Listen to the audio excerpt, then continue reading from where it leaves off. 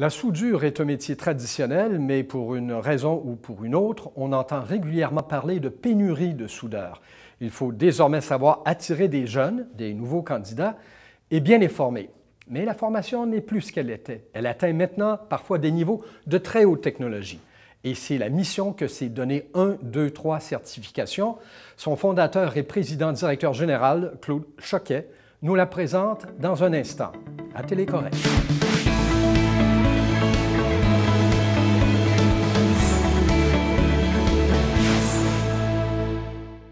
Alors, bonjour, M. Choquet, et bienvenue à cet épisode, ce nouvel épisode de Télécorrect. Bonjour, René. Ça s'appelle 1, 2, 3 certifications, et quand on va sur votre site, on voit qu'il est question de soudure. Mais c'est plus compliqué que simplement une entreprise qui envoie des ouvriers sur le chantier. Là. Vous êtes à un autre niveau chez vous. Oui, on est plutôt une entreprise de service qui utilise la technologie d'aujourd'hui. On est à l'ère moderne, on est à l'ère des tablettes, alors pourquoi pas aller de l'avant avec ces technologies pour aider ce métier qui, selon moi, est en passe de devenir de low-tech à high-tech. À ce point-là? Oui. Parce qu'on imagine toujours les gens avec les torches, puis en plus dans des domaines, souvent où on dit systématiquement qu'on est en panne, qu'il faut en faire venir d'un peu partout, qu'il en manque. Vous intervenez à quel niveau?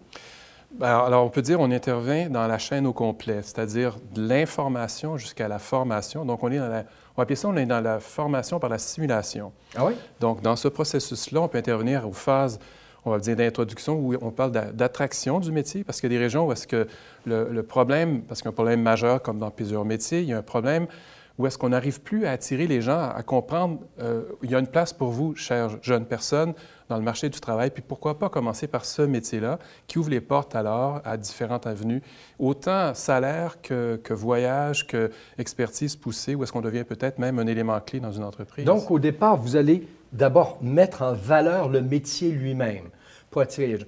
Et après, vous intervenez dans la chaîne de formation? Attraction, entraînement, qualification, jusqu'à la certification, d'où le nom 1, 2, 3 certification.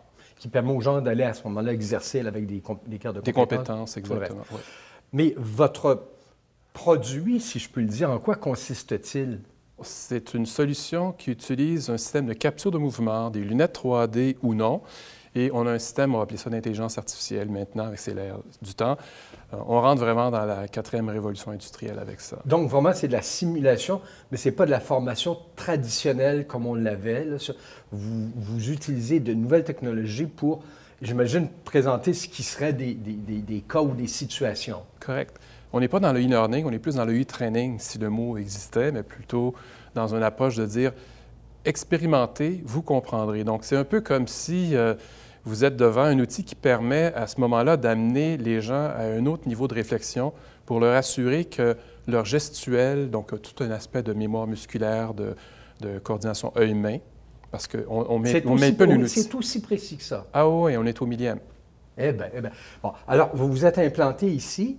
Et l'intérêt, puis évidemment, c'est le cœur de ces épisodes, de ces séquences de Correct, c'est de parler de ce qu'on fait quand on réussit à percer à l'étranger. Et vous êtes entré sur le marché américain. Absolument, oui. En offrant toujours les mêmes solutions. Finalement, j'ai résolu un mal de tête que j'avais en tant qu'ingénieur dans ce domaine-là. Donc, j'ai gradué en métallurgie, d'abord un baccalauréat en génie mécanique, ensuite spécialisé en métallurgie dans le domaine du soudage. J'ai compris qu'il y avait toutes sortes de chemins à faire. Donc, je peux dire que j'ai passé de l'âge de pierre à la guerre des étoiles dans ce domaine-là. Mais en entrant aux États-Unis. Ah, toujours, toujours. Les principes sont les mêmes, mais on soude de la même façon dans le monde. Écoutez, on va tout de suite régler une question parce qu'elle me chicote depuis un bout de temps. On aime que les gens d'ici se fassent valoir aux États-Unis. Mais on sait que les États-Unis sont réputés pour leurs réflexes protectionnistes. Ils n'aiment pas trop ça. Vous avez quand même réussi à entrer, à faire valoir, à réaliser des ventes, même si on a dû se dire, comme vous l'avez dit tantôt, écoutez, de la soudure, ça se fait partout dans le monde. Là, vous ne viendrez pas nous montrer comment on l'a fait.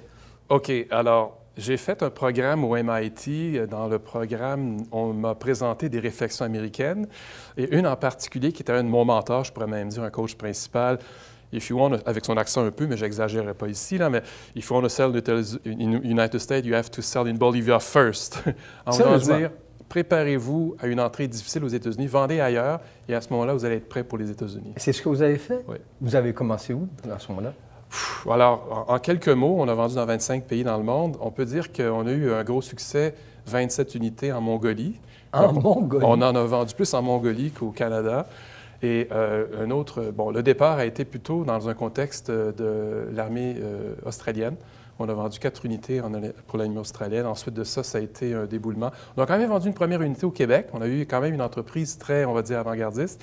Mais après ça, l'Allemagne, le Kazakhstan, l'Arabie saoudite, on va dire les Émirats arabes unis. Et là, vous étiez à ce moment-là paré, bardé, pour être capable de faire valoir vos compétences sur le marché américain. Absolument, absolument. Et d'où, après, les ventes de produits, on va dire, solutions logicielles et matérielles, ou logiciels seulement, on a vendu à peu près 400 unités aux États-Unis. Déjà? Est-ce que le marché du Nord-Est était stratégique à ce moment-là? Oui, absolument. Pour toutes sortes de raisons, de proximité aussi, de culture. Je crois beaucoup à des environnements culturels, à bien comprendre les environnements culturels. Donc, on a utilisé des approches marketing mixtes dans lesquelles on appelle ça des gestionnaires de réseau. On a aussi des vendeurs en direct. Et notre approche, c'est d'utiliser la culture des gens locaux et non pas essayer d'implanter notre culture. Et comment avez-vous réussi à vous démarquer face à vos concurrents? Parce que je comprends que vous avez aussi le niveau de tout ce cheminement et de la formation que vous offrez, mais il doit en avoir d'autres qui sont présents sur le marché. Comment vous avez réussi à vous différencier? Bien, je vous ai dit que j'ai résonné un mot de tête important, un mal de tête qui m'a été longtemps un problème on va dire, dans mon cheminement de service. Et j'ai donc développé un outil dont la première solution était tout à fait... Bien, il y a eu 8 prototypes avant d'avoir la solution actuelle. Bien, je prétends que je suis l'originateur d'une façon unique de faire. Bon, la rançon du succès dans ce domaine-là, c'est toujours d'être copié. On a nos brevets. Comment est-ce qu'on peut les valoriser? C'est ce que j'apprends. On a beaucoup de brevets. On a un portefeuille de 11 brevets.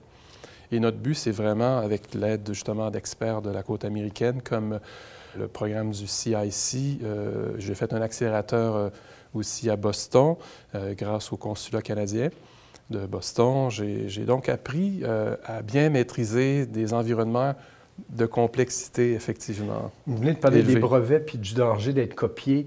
Dans ce domaine-là en particulier, quand on va jouer sur des logiciels, la technologie, le danger, le risque est réel. Il faut quand même vous assurer de protéger vos propriétés intellectuelles. On ne protège pas les logiciels. C'est un autre sujet pour moi. On protège plutôt une méthode et une technologie. Et c'est ce qu'on a fait dès le début. Donc, en quelques mots, mon plaisir, c'est de dire qu'étant l'originateur d'une façon unique de faire, pour nous, ça a été simple pour nous créer un environnement, un espace convivial pour l'usager. C'est très simple, l'approche. Ce n'est pas un outil pour un ingénieur, c'est un outil pour un soudeur. Bon.